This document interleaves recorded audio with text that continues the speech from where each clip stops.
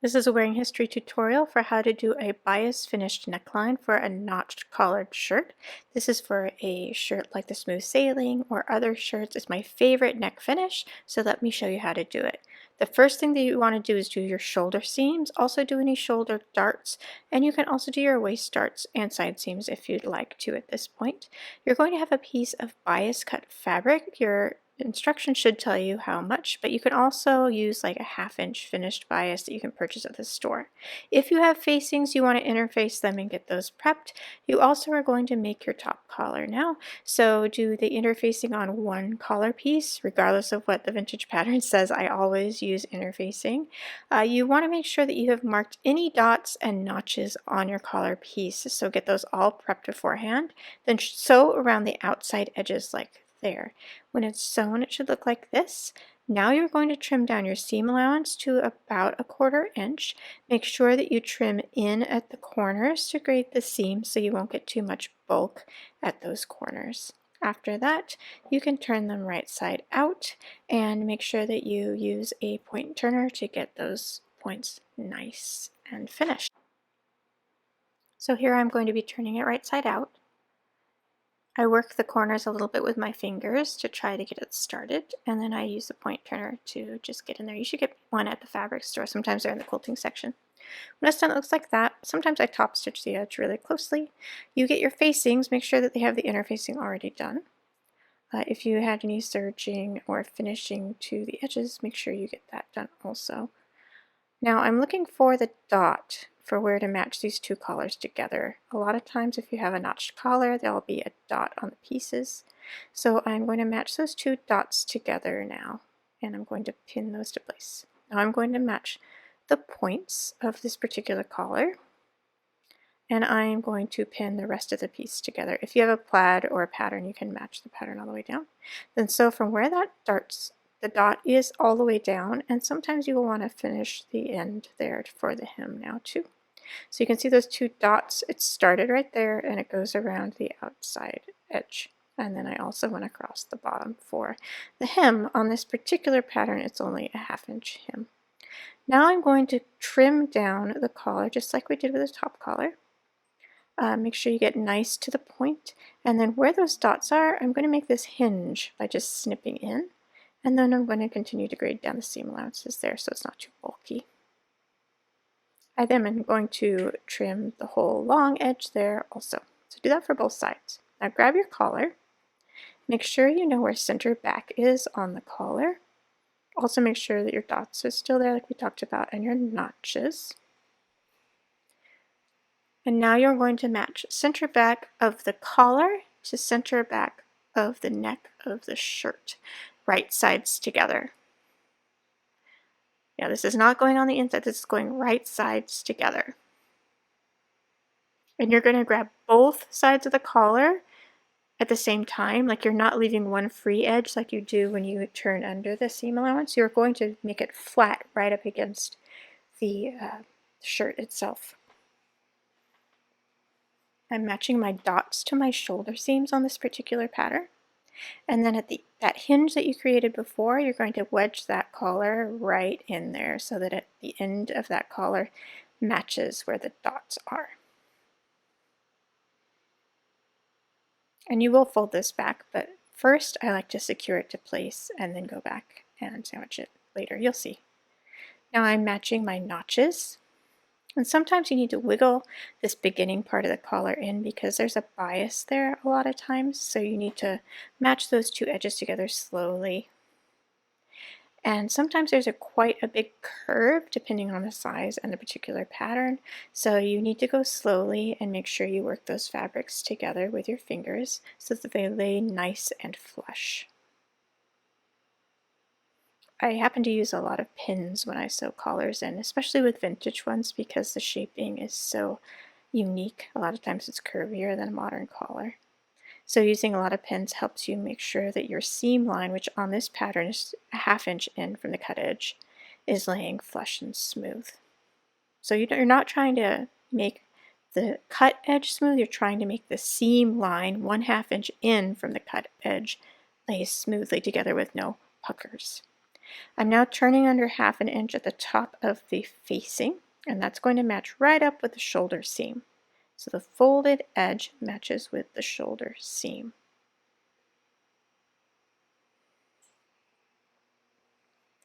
Now I'm going to ease that edge in to the collar. So you can see I'm sandwiching the collar between the blouse and the facing. Some blouse patterns will have a turn back facing, not a separate facing piece. Exactly the same type of method applies here, like the smooth sailing blouse is cut in one. You just want to make sure you ease those two edges together. And you're going to do the same to the other side, and then stitch with your 1/2 inch seam allowance across the whole piece, starting at the dot and ending at the dot. So when it's finished, it looks like this. Now I'm going to trim down my seam allowance again to about 1/4 inch, and that just helps to prevent as much bulk. You also want it narrower than the bias tape that you're going to be using to finish the neck edge.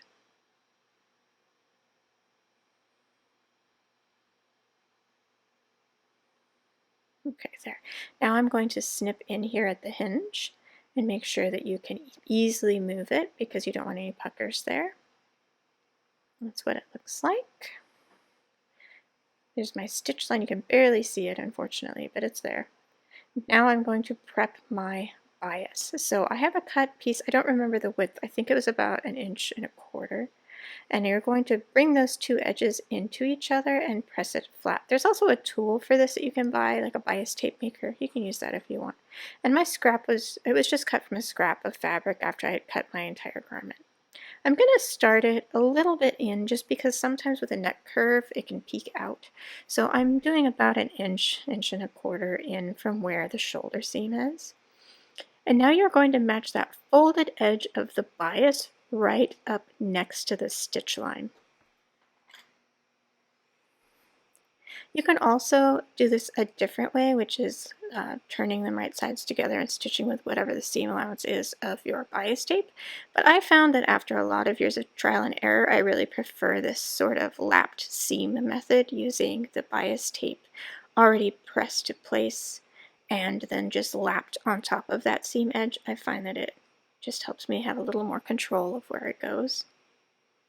Especially since sometimes your seam allowance of your trimmed down neck edge versus your bias tape edge can be a little bit different. This just makes sure you have the precision to put it exactly where you want it to be. So I'm just easing it, and notice I'm doing a little bubbling with my fingers to make sure that I have plenty of ease to get around the curve. I was pushing it back so that it had ease. Like if you pull this tight, you won't have enough to go around the neck curve once you press it to place. So make sure that you give it a lot of elasticity when you're pinning it. I'm going to trim it about 1 inch or so from that other shoulder seam. And you can see like the rippling, that's because I gave it plenty of ease at the lower edge. Now look up close, and you're going to top stitch really close to that folded edge, really close. As close as you can get, like a 1/16 of an inch from that folded edge would be perfect. And you're going to stop it there. So when it's done, it looks like this. It does get easier the longer you do it too, so you'll be able to sew really close to that edge like that. If you need to, if you have any really strong curves, you can now clip really closely and be sure not to clip the seam line. And now with your fingers, you're going to be pushing the collar up. See, I'm pushing that collar up, and I'm also going to be pulling any like seam there so that I can get my collar out. I'm going to push my collar out now to make sure that I've got that right sides out. I'm going to use my point turner and get in there for the collar where the facing is and make sure I get a nice point like that. I also like to compare the two collar edges to make sure that they're about the same length. Sometimes with modern fabrics they get a little wiggly and one gets a little longer. So I'm just checking to make sure I have no puckers. And now I'm laying it flat and pushing that collar up and smoothing out the back neck edge. So you see I want that back neck to lay like the pattern piece nice and smooth. Now I'm turning under the seam allowance of that bias tape. So I'm pushing it up so that seam is nice and flat, and then I'm pulling down the bias tape and pinning that to place. And this is when you can see that that extra wiggle room you gave yourself with the bias tape really comes in handy for that nice tight curve of the back neck. It gets a little tricky when you get up to the shoulder sometimes, so work as slow as you need to. I've sped this up double speed, so it's a lot faster than I was really working in real life. And you're just gonna pull and stretch and ease until you get everything to lay nice and smooth. I trimmed it down a little bit. Now I'm folding the facing edge over, so it's encasing the end of that bias tape. And then I'm pinning that to place also. Looks pretty good.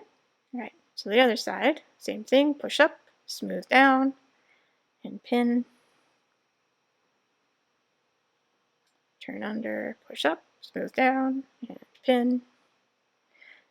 And then grab it, clip off the extra that you need to from that side. Grab the facing and have it cover the end of that bias tape. It gives a really easy, nice, clean finish on the inside. And I really, really like this method. It goes really quickly once you get used to it also. All right, now you're going to top stitch really close to that folded edge again, or you can do this by hand and whip stitch it to place. And you'll just see a little stitch line there on the outside. You'll actually notice this sometime on store-bought clothes as well. So either stitch really close or stitch it by hand. I did it by machine. I always do it by machine. And you can see my stitch line right there. When you fold your collar back, usually if it's this turn back notch collar, you won't see it at all, so it usually will cover it.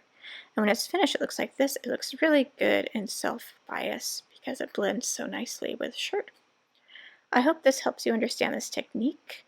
You can find my patterns at Wearing History on Etsy, also on my website, wearinghistorypatterns.com, which is for the USA and Canada. And you can find more information on Wearing History blog. Thanks for watching.